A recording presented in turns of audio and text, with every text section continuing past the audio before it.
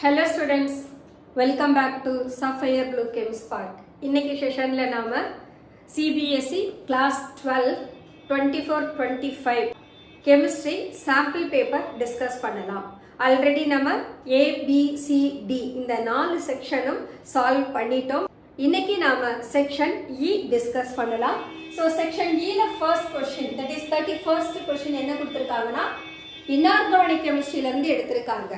அந்த inorganic chemistryல நமக்கு ரெண்டு சாப்டர் தான். ஒன்னு D and F block elements, இன்னொன்னு coordination compounds. So இந்த ரெண்டு சாப்டருமே சேர்ந்து வர்ற போல தான் ரெண்டு क्वेश्चनமே எடுத்திருக்காங்க. இன்டர்னல் சாய்ஸ் ரெண்டு क्वेश्चनமே D and F blockல இருந்தும் கேட்டிருக்காங்க, coordination compoundsல இருந்தும் கேட்டிருக்காங்க. So அதுல first question எடுத்தோம்னா purple color substance that behaves as a strong oxidizing agent. அதே சமயம் that is used for bleaching wool, cotton, etc. இந்த purple colored substances இவங்க 3 டெஸ்ட் டியூப்ல ஆட் பண்றாங்க.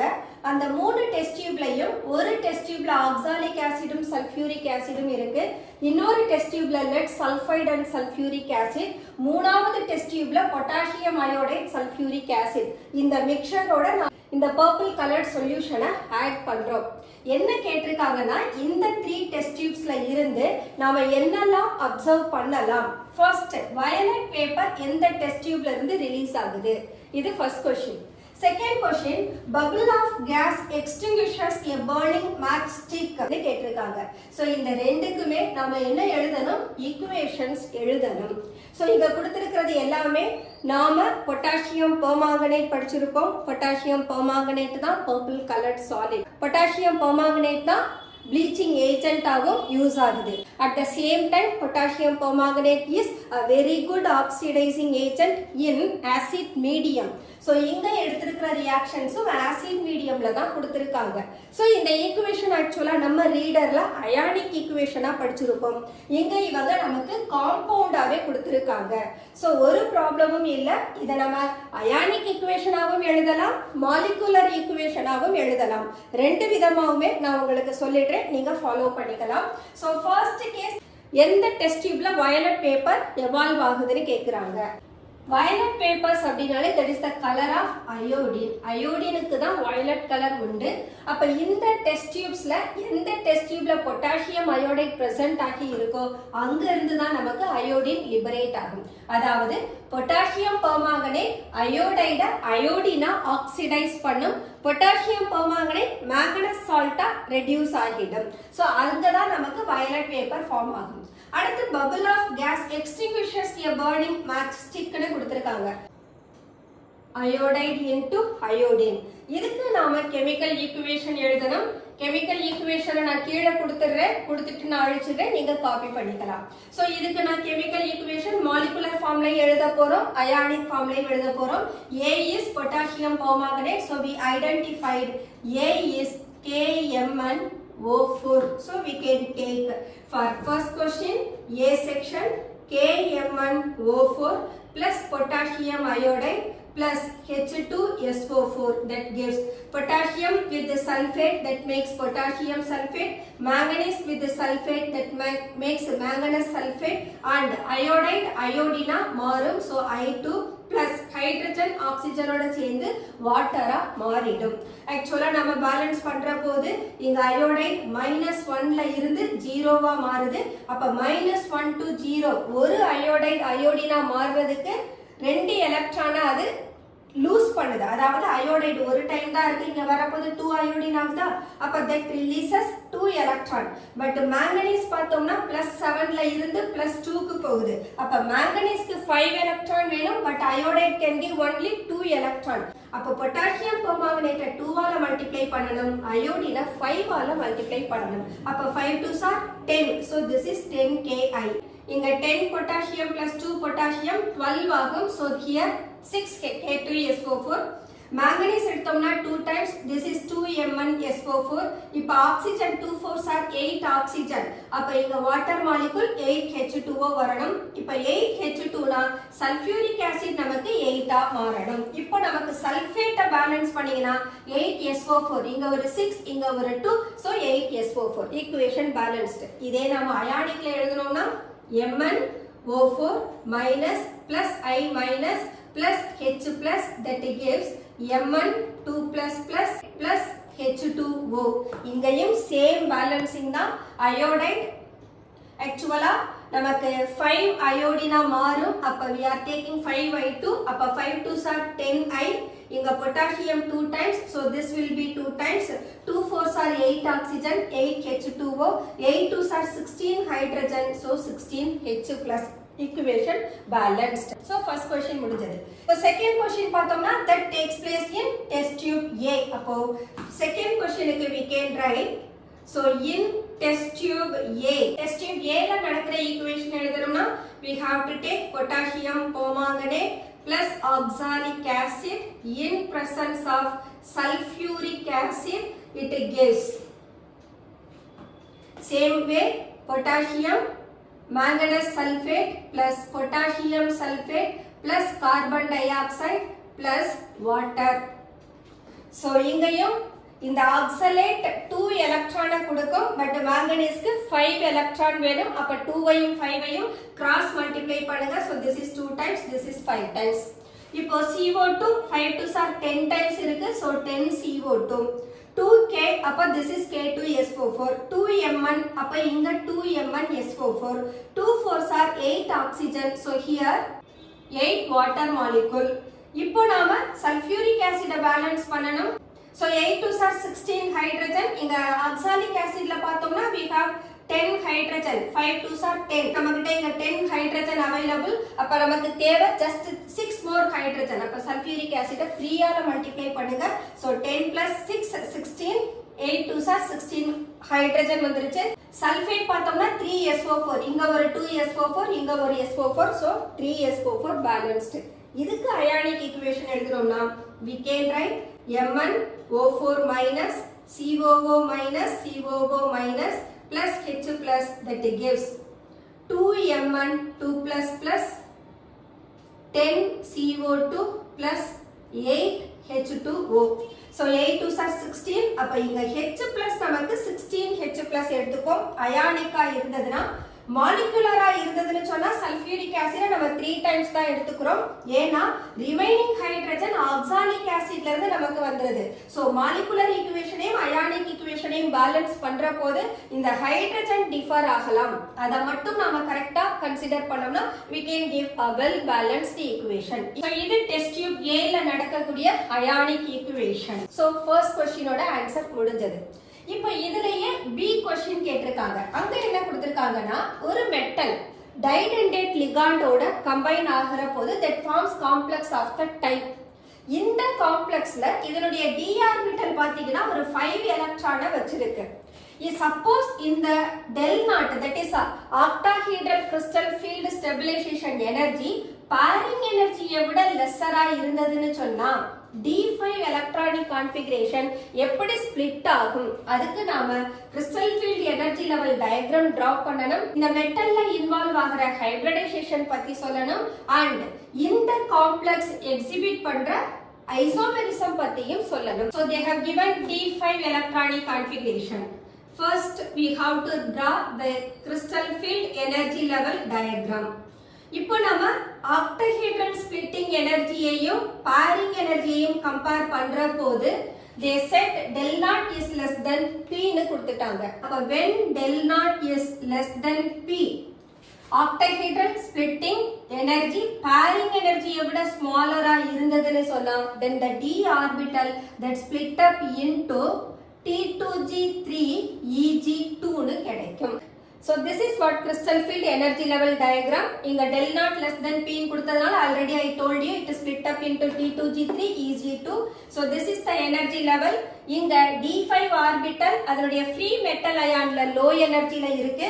At the same time under the influence of the ligand it goes to the spherical crystal field. அப்ப energy of the d orbital rise ஆகுது. That is said to be the average energy of d orbital. So அதனுடைய free metal ionல degenerate orbital இருந்தவங்க under the influence of ligand that excited to average energy of d orbital. Metal ion அதோட free stateல degenerate orbital வச்சிருக்கோம். That means all the 5 orbitals they have same energy. இப்போ when this free metal ion is approached by the ligands, அதனால என்ன ஆகும்னா இந்த degeneracy of the d orbital will be removed. அப்போ the energy of the d5 orbital raised.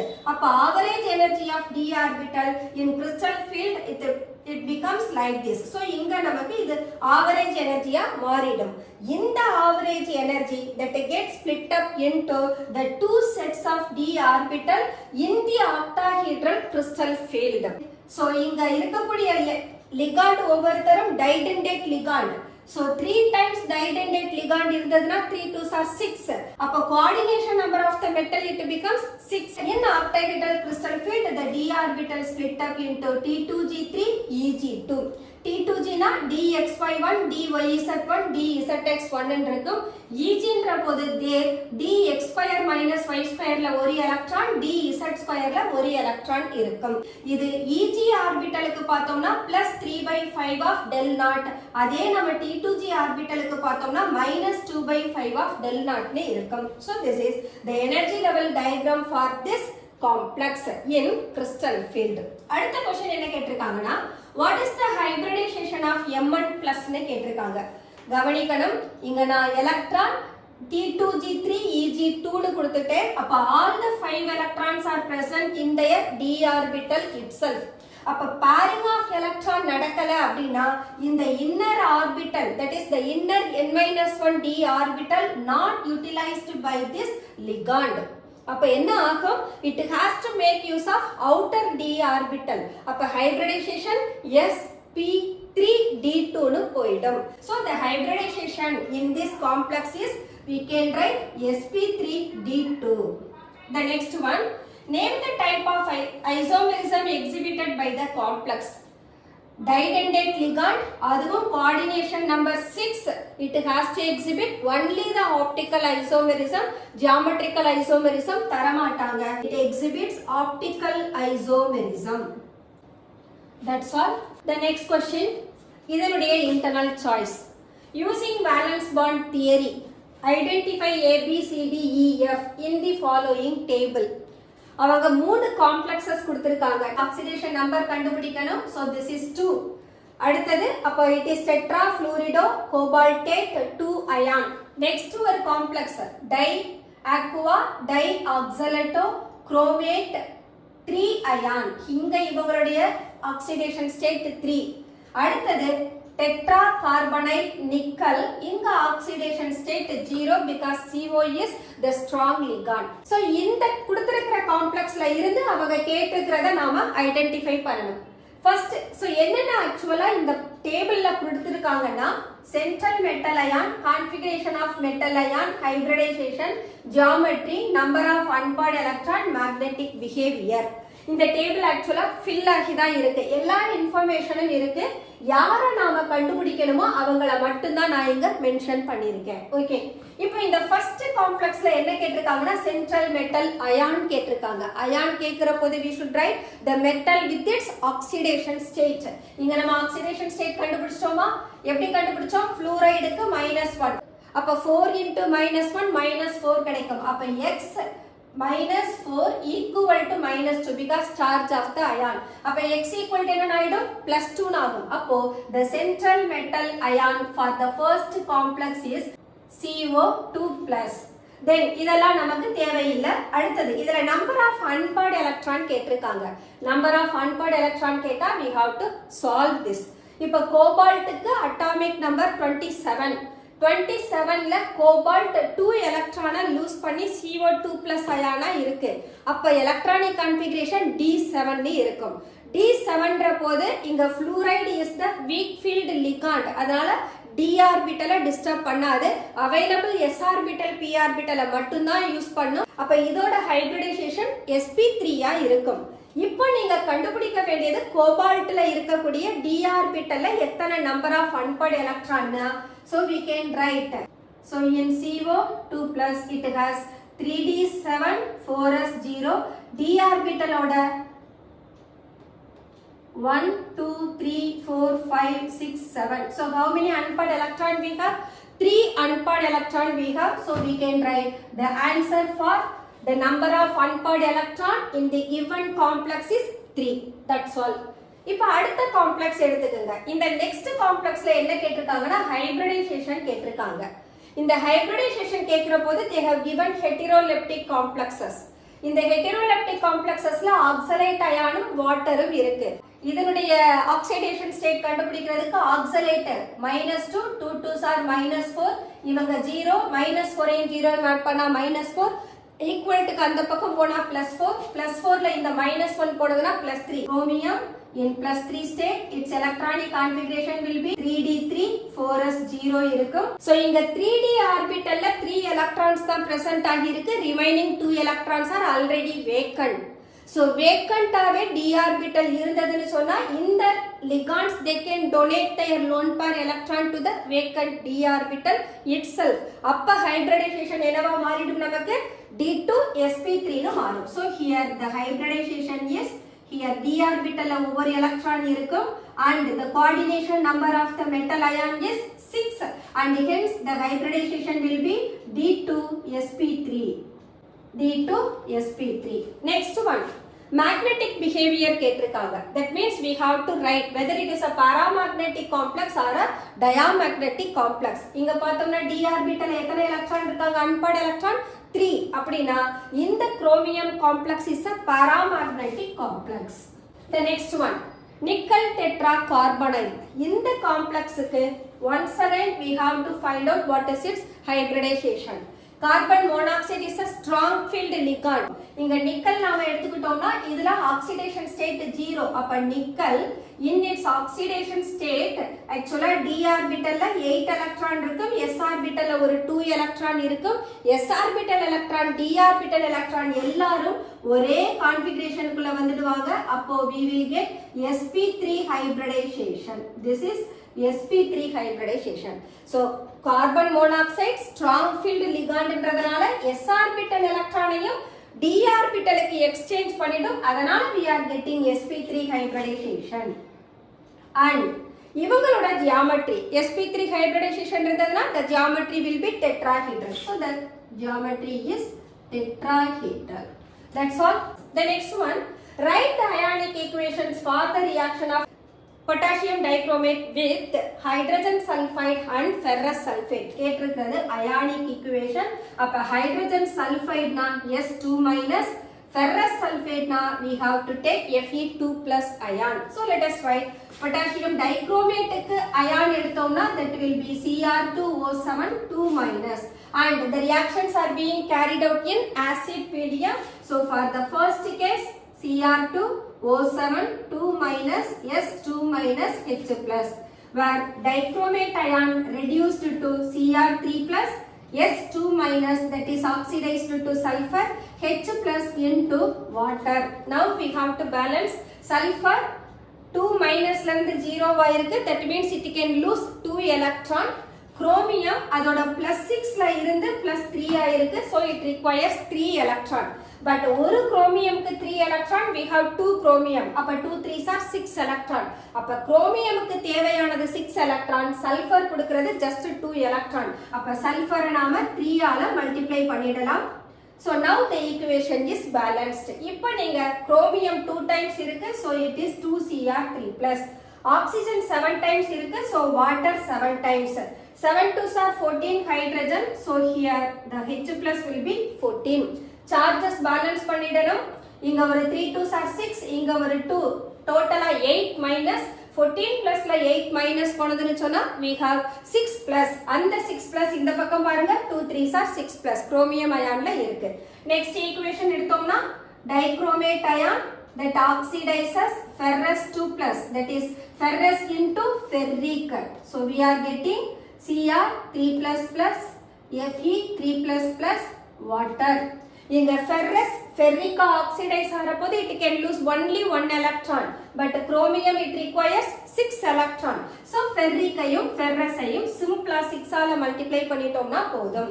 இப்போ நீங்க ஈக்குவேஷனை balance பண்ணீங்கன்னா 7 molecules of water, 14 H+, 2 Cr3+. Charges balance பண்ணுங்க. 6 2s are 12, 14 + 12.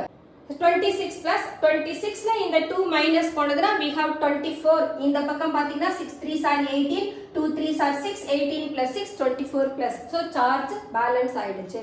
That's all the question number 31. Next question. Organic கெமிஸ்ட்ரியில இருந்து கேட்டிருக்காங்க.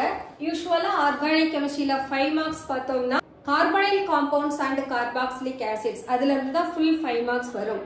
But இப்போ என்ன பண்ணியிருக்காங்கன்னா alcohols, phenols, ethers and carbonyl compounds இந்த ரெண்டு சாப்டர்ல இருந்தும் சேர்த்து தான் 5 மார்க் கொஸ்டின் எடுத்திருக்காங்க. ஸோ ஃபர்ஸ்ட் கொஸ்டின் பார்த்தோம்னா ethanol it reacts with acid halide in presence of pyridine. எதனால நீங்க அங்க பைரிடினை யூஸ் பண்றீங்க? இதுதான் ஒரு ரீசனிங் கொஸ்டினா கேட்டிருக்காங்க. யூசுவலா எத்தனால் அசடைல் குளோரைடோட ரியாக்ட் பண்ற போது we will get an ester. எஸ்டரோட சேர்ந்து யார் ஃபார்ம் ஆவாங்க? இந்த ஹைட்ரஜனும் குளோரைடும் சேர்ந்து HCl ஃபார்ம் ஆகும். HCl is an acid. Acid என்ன பண்ணும்? இமிடியேட்டா ஃபார்ம் ஆன எஸ்டரை ஹைட்ரலைஸ் பண்ணி திரும்ப ஆல்கஹாலாவும் ஆசிட் ஹாலைடாவும் கன்வெர்ட் பண்ணிடும். அப்போ அந்த ரிவர்ஸ் ரியாக்ஷனை ப்ரிவென்ட் பண்றதுக்கு நாம ஃபார்ம் ஆன HCl நியூட்ரலைஸ் பண்ணணும். நியூட்ரலைஸ் பண்றதுக்காக தான் we are taking pyridine. அப்ப pyridine HCl ஓட சேர்ந்து பைரிடினியம் ஹைட்ரோகுளோரைடு அப்படின்ற காம்பவுண்டா மாறிடும். அப்ப the stability of the ester will be protected. So we can write this is the pyridine we are taking. Product என்ன ஃபார்ம் ஆகணும்? CH3 CO O C2 H5 plus HCl. So the pyridine that combines with the HCl. So pyridine plus HCl that gives pyridinium hydrochloride. So we are taking pyridine to remove the hydrogen chloride formed in the reaction. Next question. Cressols are less acidic than phenols. இதுவும் ஒரு reasoning question. ஏன் கிரசால் ஃபீனாலை விட less அசிடிக்கா இருக்குன்னு கேட்டிருக்காங்க.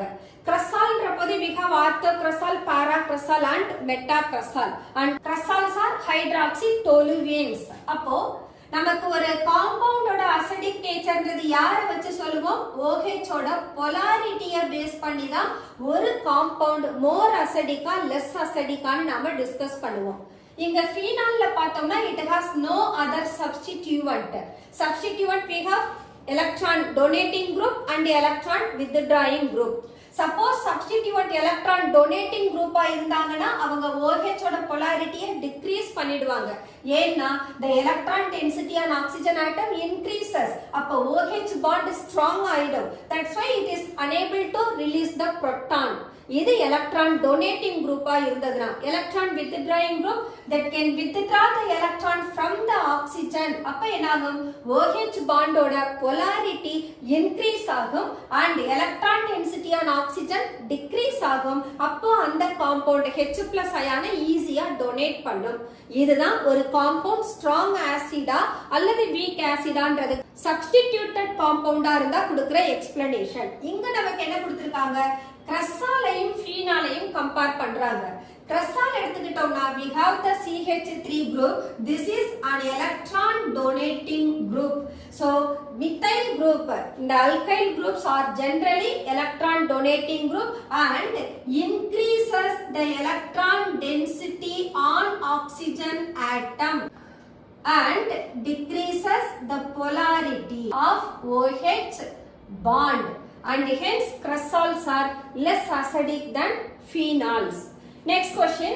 Identify the alkyl halide and alkoxide for the preparation of 2-ethoxy 3-methyl pentane. Actually, Williamson reaction. Williamson reactions usually carried out between the alkyl halide and the alkoxide. But Williamson reaction என்ன mechanism follow பண்ணும்? SN2 mechanism follow பண்ணும். SN2 மெக்கானிசமா இருந்ததுனா இந்த alkyl halide actually நமக்கு யாரா இருக்கணும்?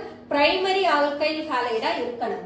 அல்காக்சில் secondary tertiary யாரா வேணாலும் இருக்கலாம். சோ இப்போ நாம இந்த காம்பவுண்டோட ஸ்ட்ரக்சரை எழுதுனாதான் அல்கைல் ஹாலைடு யாரு அல்காக்சைடு யாருன்னு கண்டுபிடிக்க முடியும். So let us write the structure of 2-ethoxy 3-methyl pentane. So we can take CH3 CH2 CH CH3 CHOC2H5 CH3. This is what the expected product.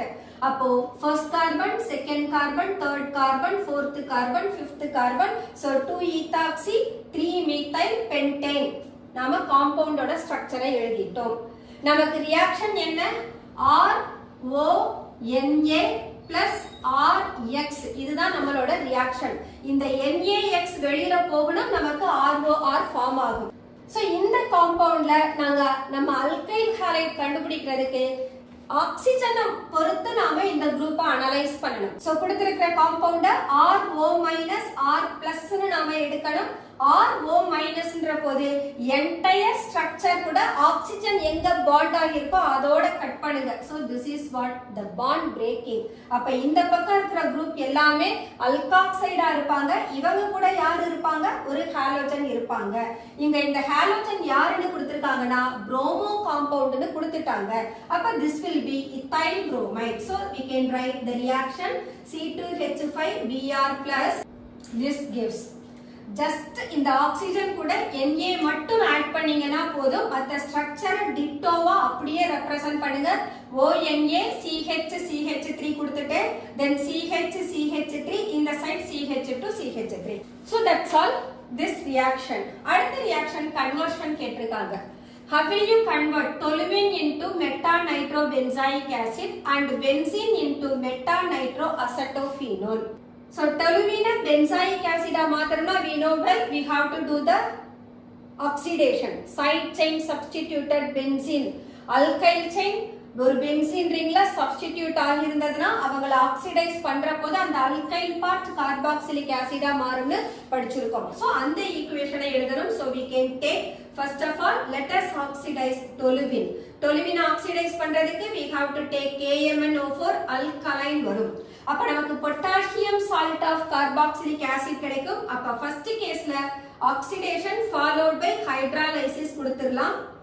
So we can take now benzoic acid. இப்ப இந்த benzoic acid we can do the nitration because carboxyl group meta directing group. அப்ப இங்க நாம nitration concentrated nitric acid concentrated sulfuric acid போட்டோம்னா we will get meta nitrobenzoic acid. Similarly, benzene meta nitroacetophenone மாத்தணும். benzene acetophenone மாத்தி nitration பண்ணலாம். So let us do first of all Friedel-Crafts acylation reaction. So we can have benzene with CH3COCl in presence of anhydrous aluminium chloride. We will get acetophenone. This acetophenone on nitration with the concentrated nitric acid and concentrated sulfuric acid, we will get meta-nitroacetophenone. That's all.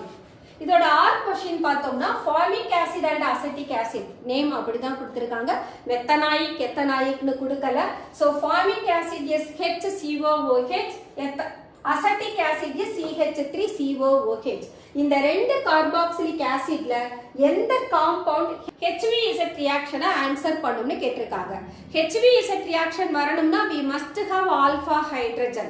Alpha carbon இருக்கணும். அந்த alpha கார்பன்ல இருக்கிற ஹைட்ரஜனை தான் halogen substitute பண்ண முடியும். அப்ப இந்த ascetic ஆசிடையும் formic ஆசிடையும் compare பண்ணோம்னா we have alpha carbon in acetic acid but not in formic acid. அப்ப acetic acid will answer for HVZ reaction. So we can write the equation CH3COOH Br2 in presence of red phosphorus. This gives CH2BrCOOH. We have to write the reason. HVZ reaction வேணும்னா that compound must have alpha hydrogen. அதை எழுதிட்டு தான் நாம equation எழுதணும். ஏன்னா அங்க supporting answer கேட்டிருக்காங்க. So we have to write. Then alcohols are less acidic than water. Arrange the isomers of butanol in their increasing order of acidic strength னு கொடுத்துட்டாங்க. So alcohols water ஓட less acidic. எனிஹவ் நாம இப்ப பியூட்டனாலை எடுத்துக்கிட்டோம்னா அந்த பியூட்டனாலோட டிஃபரண்ட் ஐசோமர்ஸ் அவங்களோட அசிடிக் பிஹேவியரை எப்படி எக்ஸிபிட் பண்ணுவாங்க அதை நாம இன்க்ரீசிங் ஆர்டர்ல எழுதணும்னு கொடுத்துட்டாங்க. ஃபர்ஸ்ட் ஆஃப் ஆல் பியூட்டனாலோட isomers are CH3 CH2 CH2OH. then we can write isobutyl alcohol. so CH3 CH3 CH2OH and we can write 2-butanol CH3 CHOH CH2 CH3. then we can write tertiary butyl alcohol. so alcohols oda acidic strength பார்க்கணும்னா we have to consider the plus I group. plus I group அதிகமாக OH ஓட polarity decrease ஆயிடும். ஏன்னா OH bond strength increase ஆகும். அப்ப number of alkyl group யாருக்கு அதிகமா இருக்கோ அவங்க least acidic இருப்பாங்க. அப்ப இந்த tertiary butyl alcohol பார்த்தோம்னா that carbon it has 3 methyl group. so அவங்க தான் least acidic இருப்பாங்க. so we can write. so அடுத்த isomer we have 2-methyl propanol CH3 CH2OH. then which is less than 2-butanol CH3 CHOH CH2 CH3 which is less than 1-butanol CH3 CH2 CH2OH. so this is 1-butanol. next question, Grignard reagent அவங்க B அப்படின்ற ஒரு காம்பவுண்டோட react பண்ணி இந்த காம்பவுண்ட தர்றாங்க. Identify A and B and write equation கொடுத்திருக்காங்க. so இங்க 2-methyl butane 2-ol. Okay, இப்போ இந்த 2-methyl butane 2-ol என்ன டைப் ஆஃப் ஆல்கஹால்னு ஃபர்ஸ்ட் பார்க்கணும். பிரைமரியா செகண்டரியா டெர்ஷியரியான்னு. பிரைமரினா கண்டிப்பா 1-ol அப்படின்னு தான் இருக்கணும். ஆனா இங்க 2-olனு வந்துருச்சு. அப்ப இதோட ஸ்ட்ரக்சரை எழுதணும்னா we can write CH3 CH2 COH CH3 CH3. so this is 1 2 3 4. அப்ப 2-methyl butane 2-ol. அப்ப இந்த காம்பவுண்ட் ஒரு tertiary alcohol. Okay, tertiary alcohol இருந்ததுன்னா Grignard reagent ஓட ரியாக்ட் ஆகுறவங்க கண்டிப்பா கீட்டோனா இருக்கணும். Grignard reagent கீட்டோனோட தான் tertiary alcohol கொடுக்கும். வேற எந்த ஆல்டிஹைடா இருந்தாலும் செகண்டரி ஆல்கஹாலை கொடுக்கும். அதே ஃபார்மால்டிஹைடா இருந்ததுன்னா பிரைமரி ஆல்கஹாலை கொடுக்கும் நமக்கு தெரியும். அப்ப நமக்கு கேட்டிருக்கிற ப்ராடக்ட் டெர்ஷியரி ஆல்கஹால்ன்றதுனால the B கீட்டோனா இருக்கும்.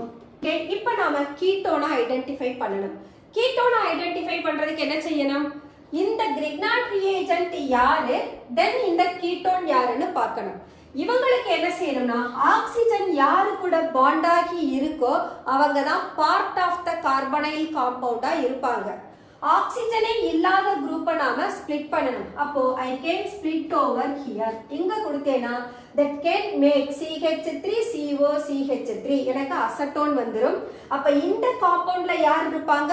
ஒரு Grignard reagent-ஆ இருப்பாங்க. அப்போ A is ethyl magnesium bromide-ஆ இருக்கும்.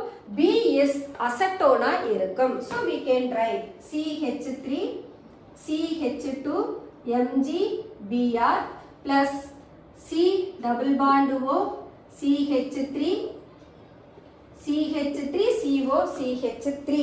இப்போ இவங்களுக்கு நாம Grignard reagent போட்டோம்னா nucleophilic addition reaction. so this double bond to oxygen MgBr வரப்போகுது. alkyl group carbonyl carbon C plus.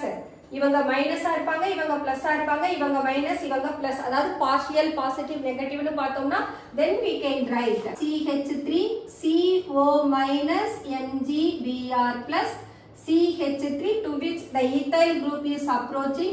so CH2 CH3 இவங்கள acid hydrolysis பண்ணோம்னா இங்க bond break ஆகணும்.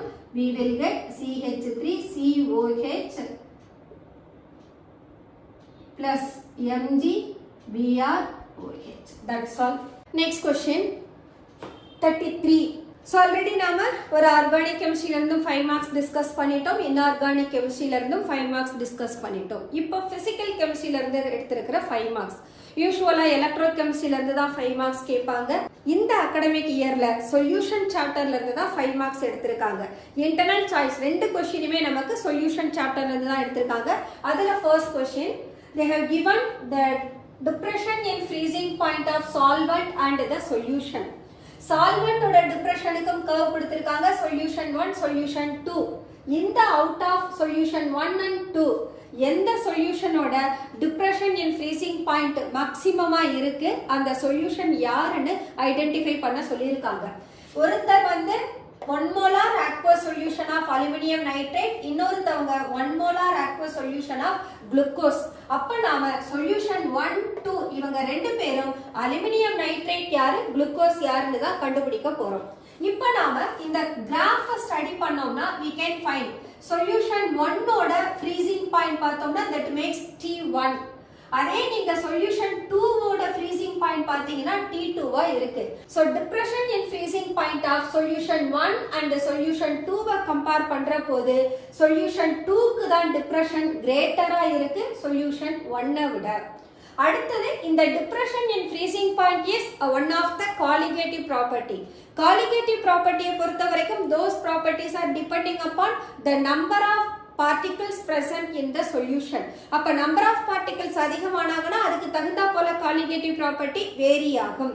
இங்க நாம என்ன செய்யணும்னா we have to identify whether the compound, that is the given compounds are associated compound அல்லது dissociating compound அல்லது molecular compound தான் first பார்க்கணும். அலுமினியம் நைட்ரேட்டையும் குளுக்கோஸையும் கம்பேர் பண்ணோம்னா aluminium nitrate that will undergo dissociation.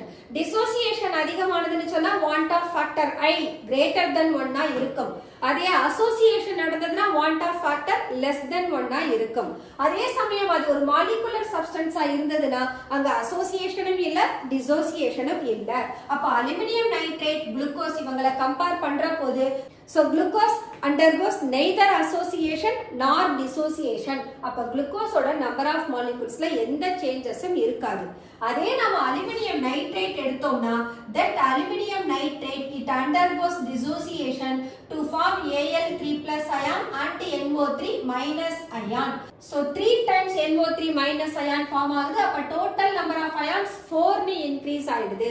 அப்ப இங்க want of factor I increase ஆகுது. So I is greater than 1. அப்ப aluminium நைட்ரேட்டோட சொல்யூஷனோட depression தான் கிரேட்டரா இருக்கும். So we can say the depression in freezing point of aluminum nitrate is greater than glucose. Next question. Pi equal to 2.46 atmospheric pressure. ஒரு சொல்யூஷனோட osmotic pressure கொடுத்துட்டாங்க at 300 Kelvin. அந்த solution யாருன்னா ஆக்சுவலா can sugar.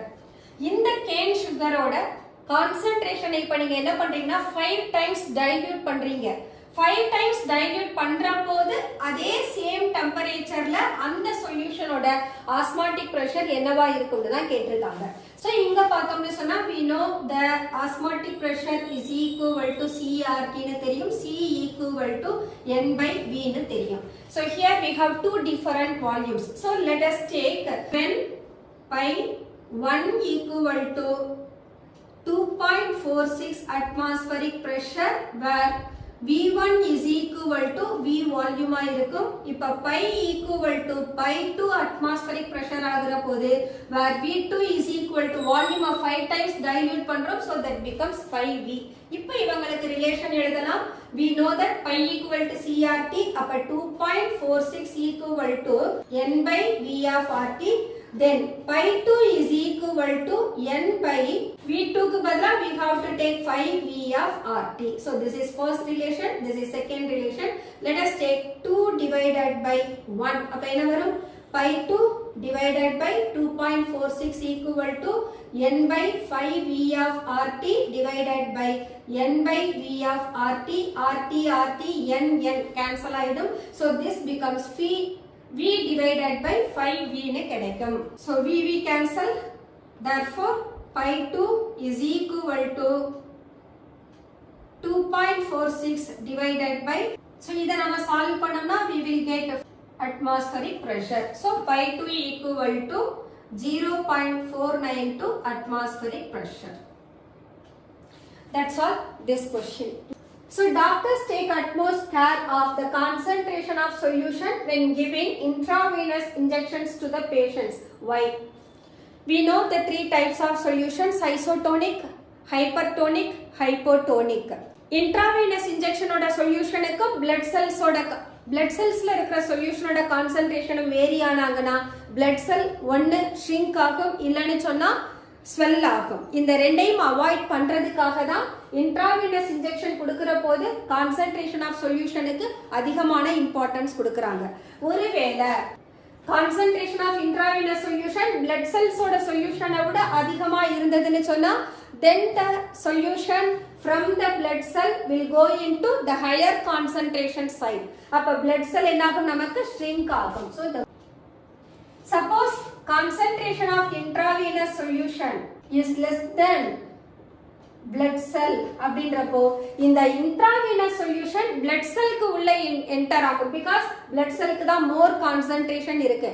osmosisன்றது actually lower கான்சென்ட்ரேஷன்ல இருந்து higher கான்சென்ட்ரேஷனுக்கு போகும். அப்போ இந்த கேஸ்ல என்ன ஆகும்னா the blood cell will swell up. This is why doctors will take utmost care of the concentration of solution while giving intravenous injection to the patients. The next question, mass of phenol கொடுத்திருக்காங்க, that is 2 into 10 power minus 2 kilogram. Mass of benzene 1 kilogram. If 73% of the substance is associated, calculate the depression in freezing point னு கொடுத்திருக்காங்க. இங்க நமக்கு பென்சீனோட KF value தெரியணும். So according to the condition, phenol it undergoes association, அதுவும் 73%, so we have to take C6H5OH twice the time of மாறுது. This is what association. So initially it has two molecules, but it is converted into one molecule. அப்ப இங்க n value equal to என்னவா இருக்கும்னா 1/2 ஆ இருக்கும். இத நாம எப்படியும் கண்டுபிடிக்கலாம். The initial concentration of these substances is C6H5OH and C6H5OH upon association. இது இனிஷியலா C இருக்கும், இவங்க 0 கான்சென்ட்ரேஷன்ல இருப்பாங்க. இந்த அசோசியேட் ஆன பின்னால ஃபைனல் கான்சென்ட்ரேஷன் என்னவா இருக்கும்னா final concentration after association this will be C of 1 minus alpha, this will be C alpha by n ன்னு இருக்கும், where n is the number of molecules associated. C ன்றது concentration of solution, alpha ன்றது degree of association. இப்ப இந்த கண்டிஷனுக்கு நாம I calculate பண்ணணும். அப்ப association சொல்ற போது alpha association is equal to 1 minus I divided by 1 minus n. இந்த percentage of association எவ்வளவு கொடுத்திருக்காங்க, 73%. So alpha equal to 73%, that is 73 by 100 equal to 0.73. We can substitute 0.73 equal to 1 minus I divided by 1 minus n. n equal to எவ்வளோ, that is equal to 1/2. So we can take 1 minus 1/2 or 1 minus I divided by 0.5 or else 1 minus I is equal to 0.73 into 0.5. This is equal to 5 3s are 15, 5 7s are 35, 36. So 0.365 கிடைக்கும். இப்போ நமக்கு I தான் வேணும். So I equal to 1 minus 0.365, that is equal to 0.635. So I calculate பண்ணிட்டோம். நம்ம கேட்டிருக்கிறது calculate the depression in freezing point. Therefore del TF is equal to I into KF, molality வந்துரும். So இந்த எக்ஸ்பிரஷனை நம்ம மாத்தணும்னா del TF equal to I into KF of N2 divided by W1, or we can write del TF is equal to I into KF into W2 by M2 into W1.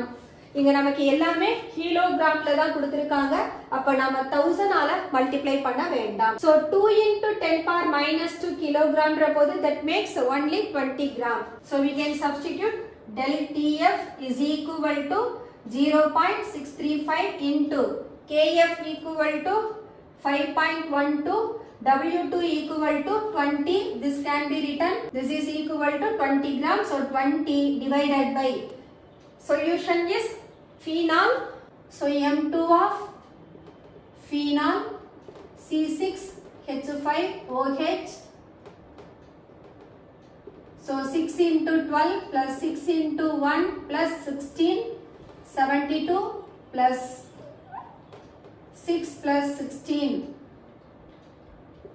it is 94. So we are getting 94 into mass of the solvent 1 kg only. So 1 ne எடுத்துக்கலாம். இதை simplify பண்ணோம்னா we will get what is del TF. This is equal to 0.691 Kelvin. That's all del TF. So இதுல B questionல இன்னொரு subdivision இருக்கு. வால்யூமை change பண்ணாம by வேல்யூவை எப்படி நீங்க டிக்ரீஸ் பண்ணலாம்னு கேட்டிருக்காங்க. ஆக்சுவலா pi is equal to n by v into RT னு தெரியும். இப்போ நமக்கு pi is directly proportional to temperature, but R is the constant. அப்ப டெம்பரேச்சர் சேஞ்ச் ஆனதுன்னா கண்டிப்பா ஆஸ்மாட்டிக் பிரஷரும் சேஞ்ச் ஆகும். இப்போ நமக்கு ஆஸ்மாட்டிக் பிரஷரை டிக்ரீஸ் பண்ணணும்னு சொல்றாங்க. That means it has to be lowered. அப்ப டெம்பரேச்சரை லோயர் பண்ணோம்னா the osmotic pressure will also be lowered. So we can write when the temperature of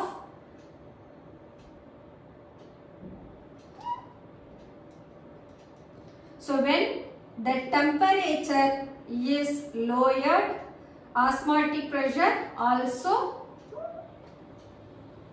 will also be lowered.